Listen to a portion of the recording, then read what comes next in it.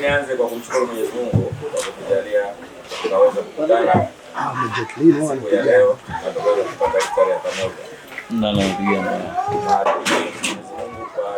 Kwa kile ambacho kakiahidi kwa wale ambao wanaofutari na wanaofundarisha, basi wale wote ambao wanasababisha jambo litakuwa, Mungu aweze kuwalipa kama vile ambavyo wanaahidi bila kufungua titi. Amen.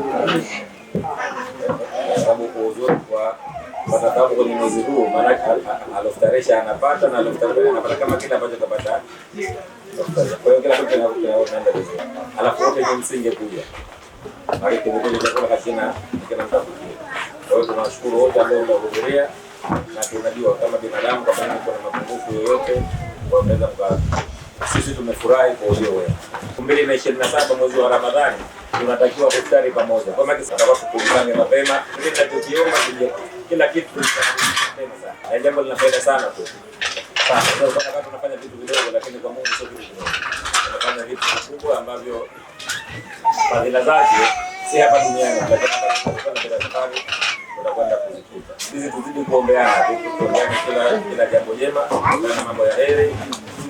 Na binadamu tunakosana, kwa hiyo tunakosana tupate kusameheana, kwa sababu kuna watu wanataka kuiftari nao pasi siku ya duniani, lakini leo hawapo, wameshatangulia mbele ya haki.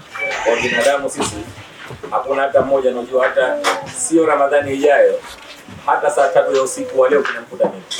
Hakuna mtu anajua. Sio Ramadhani hiyo tukikutana huko yaani sasa hivi saa 2, saa 3 tutakuwa wapi? Hakuna mtu ambaye hiyo kitu anajua. Kwa kimsingi tupendane. Yaani kwa kupendana tupendane kweli kweli. Kwa hiyo mimi nawashukuru pamoja na mashirikiano haya makubwa ambayo tupo nayo, kwa tuzidi kumuomba Mungu, tuzidi kujalia umoja wetu huu uendelee na tufanye vitu vingine vikubwa zaidi kuliko ambavyo tunaikuwa tukifanya.